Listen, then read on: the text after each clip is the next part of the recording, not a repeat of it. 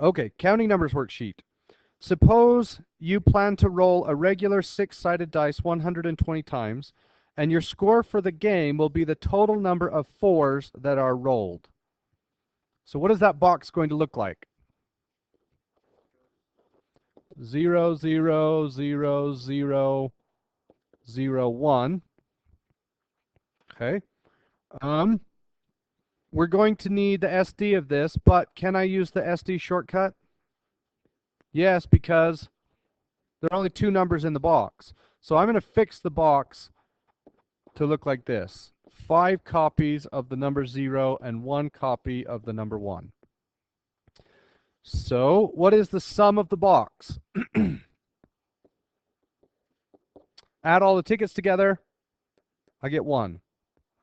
What is the average of the box? 1/6. Okay. What does 1/6 mean, which is about 16 cents on the dollar? 16.6 repeating. Every draw on average is worth 16.6 cents. Okay. What is the SD of the box? Well, I can use the shortcut. So the SD of the box, and if you forget this formula, it's on the wall, is big minus small, so 1 minus 0, times the square root of the fraction of the big numbers, which is 1/6, times the fraction of the small numbers, which is 5/6. And anytime you have a 0, 1 box, that 1 minus 0 is not going to be important. So I'll take the square root of 1/6 times 5/6. And I get an SD of 0.37. Okay. What is the expected value after 120 rolls? How would we find that? The average, which is 1/6, times 120 is 20. How nice of me to pick 120. You're welcome. So the expected value is going to be 20. Give or take how much? It's going to be the SE, which is not going to be a nice number. The SE is 20 times the square root of 120. No, sorry, it's 0.37. 0.37 times the square root of 120.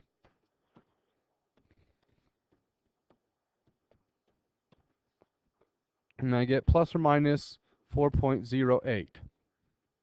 Okay. Now, let's think about this.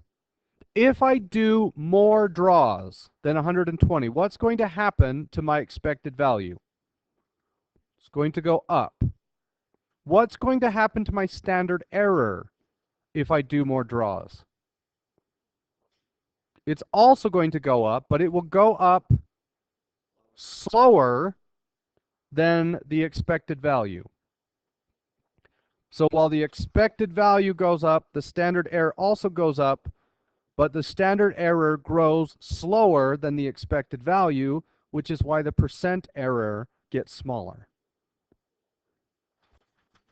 And I know I've said that a million times, but I'm not going to quit. I'm going to keep saying that. All right. If many people roll a dice 120 times, what percentage would we expect to have between 15 and 25 fours? So I have my EV is 20 plus or minus 4.08. And I want to know between 16 and 20, no, 15 and 25. Those are both evenly spaced at +5, so I can use the table instead of shade norm. So I take 5, that's 4, 5 divided by 4.08, and that gives me a z-score of 1.23. So I go to my table, 1.23 is about 0.78. So the answer is 78%. Does everybody understand that? Okay. For the next one, less than 22. So here's 22, and I want to shade to the left. Nope, that's not 22. I did not bring my A game today. There we go. So 22 has a value of plus 2. So 2 divided by 4.08 is 0.49. So I want shade norm from negative infinity to 0.49.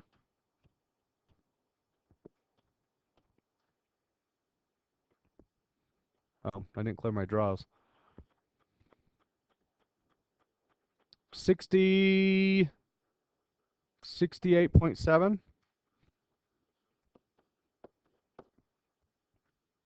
Everybody good with that? Okay. More than 23 fours. So that's going to be right here to the right. 23 has a value of plus 3. So 3 divided by 4.08 gives me a z-score of 0.735. So clear the draws. Shade norm from 0.735 to 5.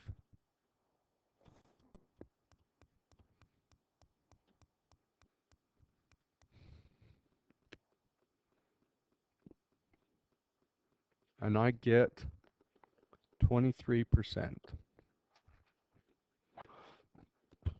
Okay. Let's simulate some draws. But there's a problem. How do I simulate 0, 0, 0, 0, 0, 1 using a random integer function? I can't. I can simulate 0, 1, but that's not the box I want. And on a computer, you could say, select a random number from this list, but as far as I know, these calculators don't have that function. And it turns out they don't have the function because you don't need it. There's another way to do it that has been available to you the whole time, and I never told you about it until today. But knowing how to do it the other ways actually helps you learn statistics. So here's what I do know. I know when I play this game 120 times, and only when I play 120 times, I end up with this. Right? Now, it doesn't matter what you're playing. You could be rolling a dice and counting the number of fours. You could be rolling the dice and counting the number of ones. You could be rolling a 12-sided dice and counting the number of ones and twos, which would be the same as rolling a 6-sided dice and counting the number of threes. Okay? You could be drawing tickets out of the box. You could be dropping a ball into a pool that had 6 different areas or whatever. It doesn't matter what you're doing. If you play that game 120 times, the expected value will be 20 wins plus or minus 4.08 wins. Does everybody understand that? So it turns out that none of this stuff is important if we know this. Now, that 20 plus 4.08 is built upon a 1 in 6 chance and playing 120 times. If we play more, the numbers will go up. If we play less, the numbers will go down. If we change from a 6-sided dice to a 4-sided dice, the numbers will change. But as long as you have a fair 1 in 6 chance and you're playing 120 times, those numbers are true. So what we're going to do is tell the calculator what those numbers are, and then simulate 120 tosses, essentially, using those numbers. Okay, well, how do you do it? Go into math and over to probability, and you have a random normal curve simulator.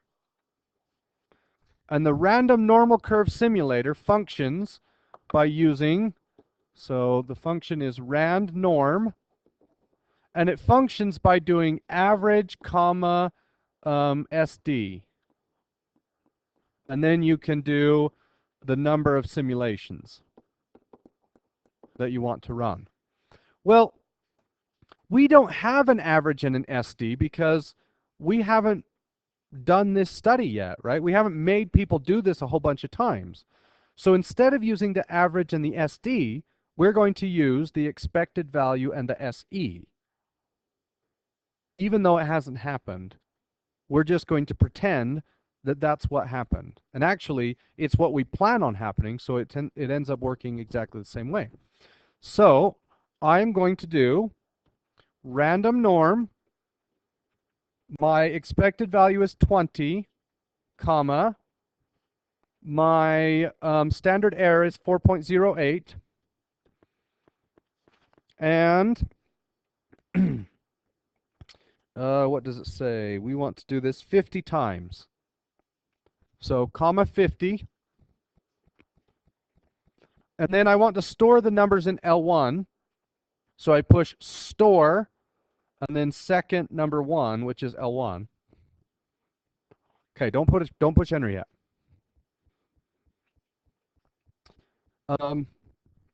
What is this going to give me? When I push enter, what's going to happen? Any idea? I'm going to get 50 numbers. What will those numbers be? No. What are they going to be?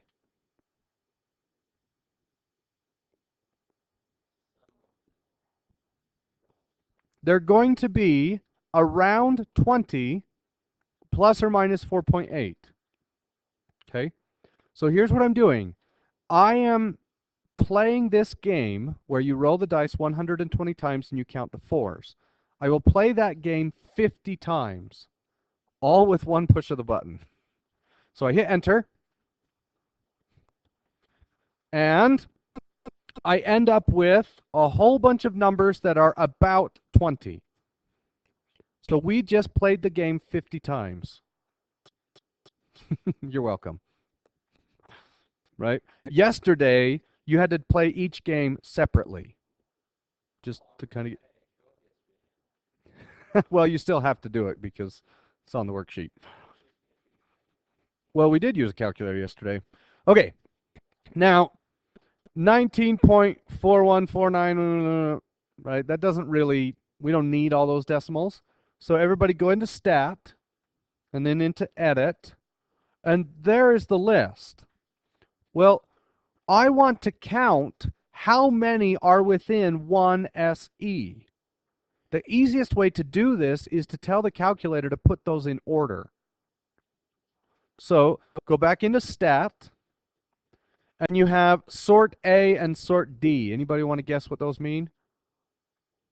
Ascending and descending. Do you want to start small to big or big to small? Doesn't matter. I'm going to push sort A. And what do I want to sort? L1. So I push second number 1. And now we go back into edit, and they're all in order. So the first question asks, what percentage of your sets were within 1 SE? Well, that would be between the numbers 24.08 and 15.92. So it's really easy to count those now. Not on my calculator, it's not. So it was, what was it, 15.992. So I actually have a 15.93. So 1, 2, 3, 4, 5, 6, 7, 8, 9, 10,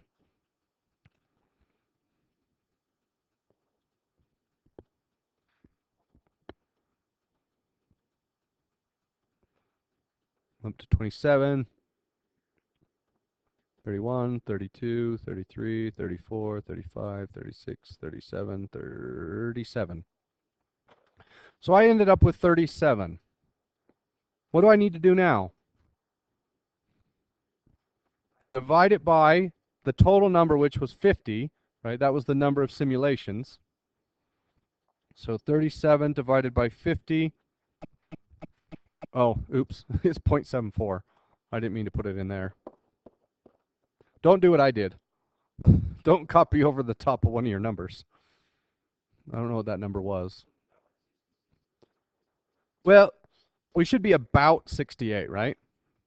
And is 50 sets enough to create a reliable number? No. If we had lots more, then we would be closer.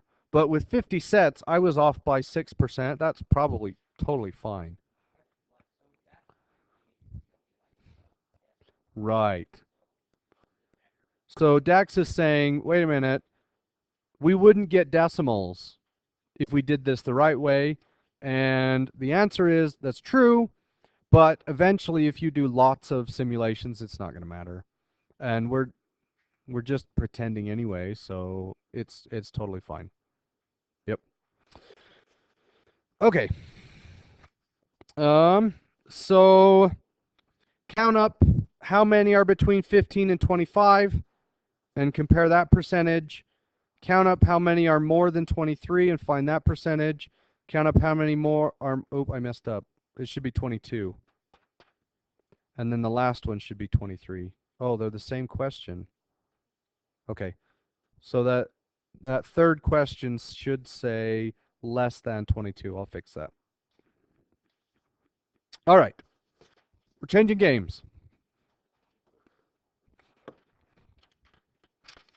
Suppose you plan to roll a 6-sided dice 144 times, and you win $1 every time you roll a 3 or a 5, and you win nothing on all other rolls. What is that box going to look like?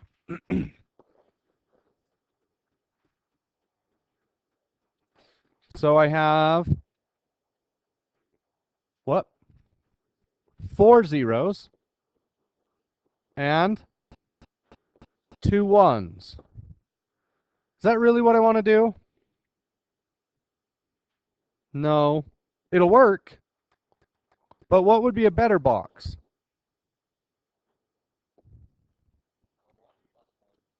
So 2 zeros and 1 1. Both boxes will work. And they'll give you the same answer. But the second one is more simple. So it's like rolling a 3-sided dice. What would that look like? I don't think it's possible. You can do a 4. I don't think you can do a 3. Okay. So when you simulate, this time you're simulating 40. You will do random norm, the expected value, times whatever you get for your SE. Oh my goodness, there's another typo. That should say 40 at the very bottom. It says simulate 40 sets, and then the equation has a 50 in it. It should be a 40. I'll fix that too. Okay. All right. Next page. See how many more mistakes I've made. Suppose you plan to roll a 10-sided dice 500 times, and you win $1 every time you roll a number 4 or below, and you lose $1 every time you roll a 5 and above. Do you want to play this game? No, why not? You're going to lose. How do you prove to me you're going to lose? Well, the sum of the box will be -1, and the average of the box would be -0.1, which means you're going to lose a dime for every dollar. Okay? So you should know how to set that one up. The second one on that page. Oh, sorry. What does the box look like? Let me do that. What's in the box? 4 ones and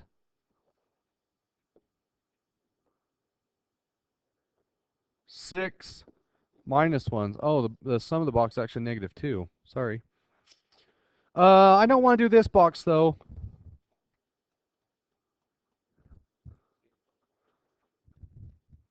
Or do I?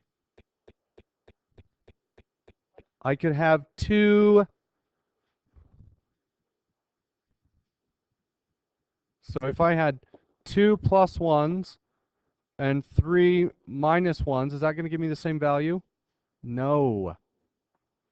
Why could we do that on the last one, but not on this one? It was 0 and 1. That's different. So you cannot simplify this box. Well, you could, but you'd have to change the values on the tickets, which we don't want to do. So that won't work. Okay. Second one. In roulette, a 3-number bet pays 11 to 1. You plan on betting 1 on a 3-number combination 225 times. What does that box look like?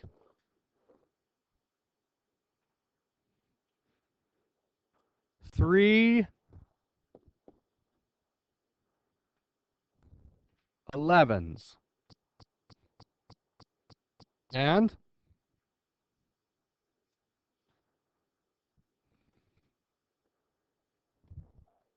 35 negative 1s. Does everybody understand that? Can we simplify this box? No. Well, you could, but you'd have to change the values on the tickets, which you don't want to do. All right, the last one. This one is to see how good of a teacher I've been. In roulette, a single number bet pays out 35 to 1. You planned betting $15 on the number 7 1,000 times. High roller. What's the box in this case? Let me help you out. 1 what? It's not a 35. It's not a 15.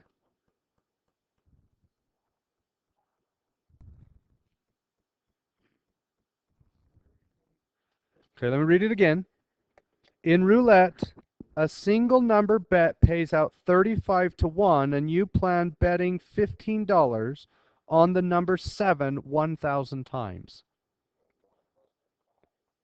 So there's one copy of, no, not, it's 35 to 1 for every dollar you bet. So it's 15, oh, let me get out of there. It's 15 times 35. So it's one copy of 525.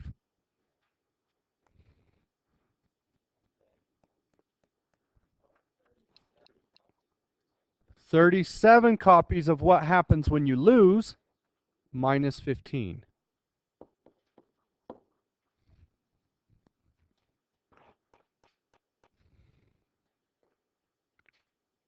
All right. Get to work.